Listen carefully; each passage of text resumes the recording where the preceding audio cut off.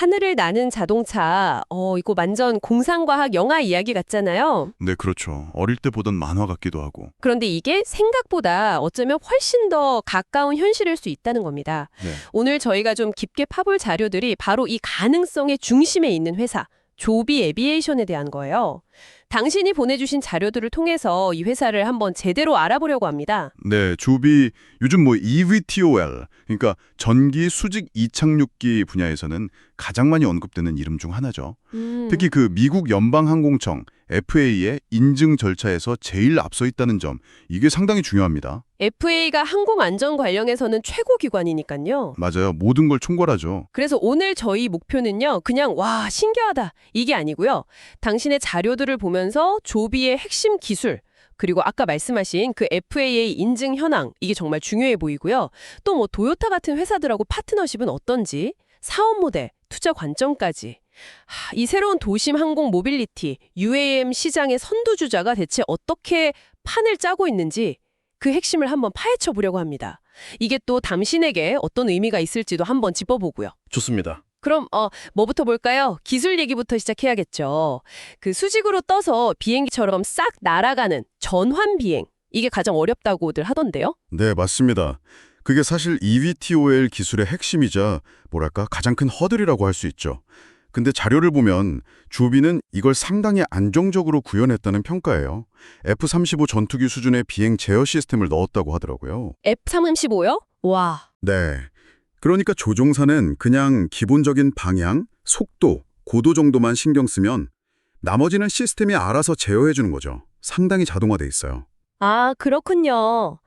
그 자료에 나온 실제 시연 영상을 보면 조종간을 그냥 놓아도 기체가 가만히 있고 심지어 바람이 불어도 그걸 보정한다고요? 네, 그렇죠. 그게 이제 기술의 안정성을 보여주는 단적인 예라고 할 수 있습니다. 단순히 날 수 있다, 이게 중요한 게 아니고요. 얼마나 반복적으로 그리고 안전하게 또 예측 가능하게 비행할 수 있느냐, 이게 핵심이거든요. 결국 안전이군요. 어떤 상황에서도. 맞습니다. 심지어 일부 시스템이 고장나도 다른 시스템들이 그 기능을 대신하는 소위 다중화 설계, 리던던시, 이게 FAI 인증과 상업 운항의 필수 조건이에요. 조비는 이걸 상당히 높은 수준으로 구현했다, 이렇게 볼 수 있는 거죠. 아하, 그 기술력을 바탕으로 FAI 인증에서도 가장 앞서 있다는 거군요. 그게 얼마나 앞선 건가요? 네, 지금 FAI 인증이 총 5단계인데 마지막 단계인 실기시험, TIA라고 부르는데요.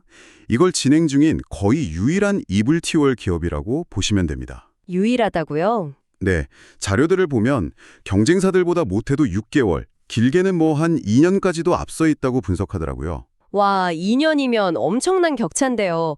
이게 왜 그렇게 중요한 건가요? 먼저 통과한다는 게. 이게 왜 중요하냐면요.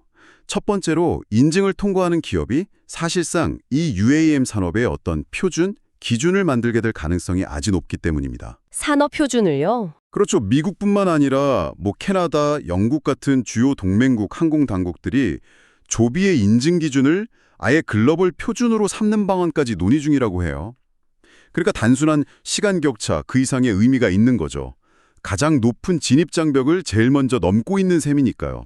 이야, 기술이랑 인증 이 두 개만 해도 대단한데 근데 이걸 실제로 수천 대씩 만들어서 운영하려면 이건 또 다른 문제잖아요. 정확히 보셨습니다.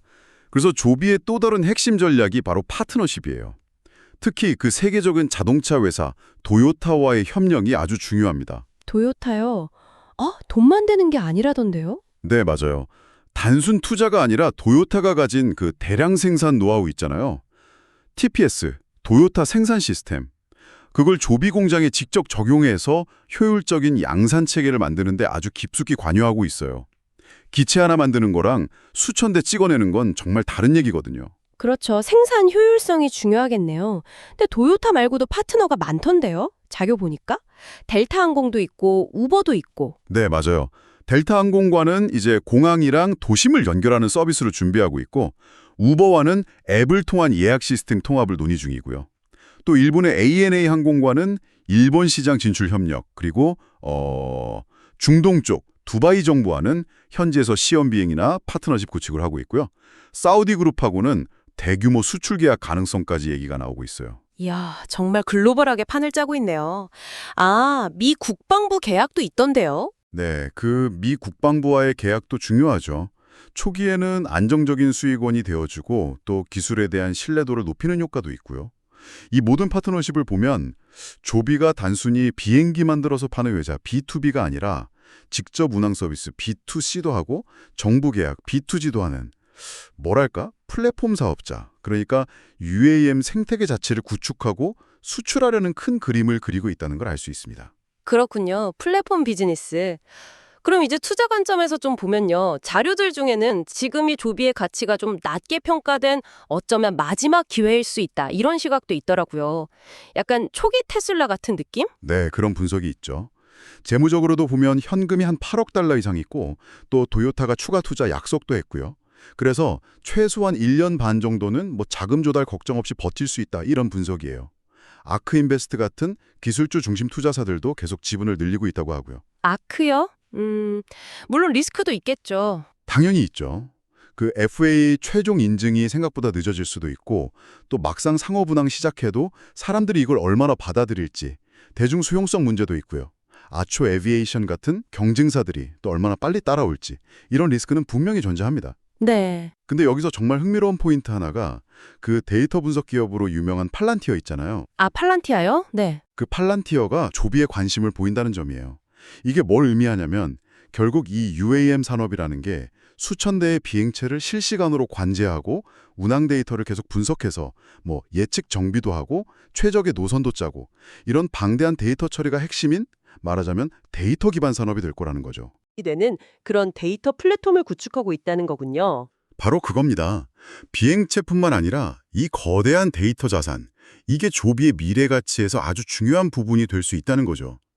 그래서 앞으로 지켜봐야 할 건 첫째는 FAA 최종 인증 통과 여부, 둘째는 중동이나 일본 같은 곳에서 실제 상업 노선 운항 시작, 그리고 셋째는 도요타와 함께하는 대량 생산이 언제 본격화되느냐, 이 세 가지가 가장 큰 변곡점이 될 것 같습니다. 네, 오늘 당신의 자료들을 통해 본 조비 에비에이션 정리해보면 검증된 기술력에다가 FAA 인증에서는 가장 앞서 있고 도요타를 비롯한 강력한 글로벌 파트너십, 그리고 단순 제조를 넘어서 플랫폼을 구축하는 다각화된 사업 모델, 이렇게 요약할 수 있겠네요. 네, 정확합니다. 그리고 마지막으로 자료 속 인터뷰에서 좀 강조됐던 부분인데요. 조비의 목표가 그냥 부자들만 타는 비싼 이동수단이 아니라 유지비나 에너지 비용을 낮춰서 정말 대중을 위한 교통수단이 되는 거래요. 대중교통처럼요? 네, 그런 목표를 가지고 있다는 거죠. 정말 만약에 이 목표대로 EVTOL이 언젠가 택시처럼 우리 일상에 들어온다면 단순히 이동시간 좀 줄어드는 걸 넘어서서 우리가 사는 도시의 모습, 또 우리 생활 방식 자체가 어떻게 달라질까요? 이걸 한번 상상해보는 것도 꽤 흥미로운 질문인 것 같습니다.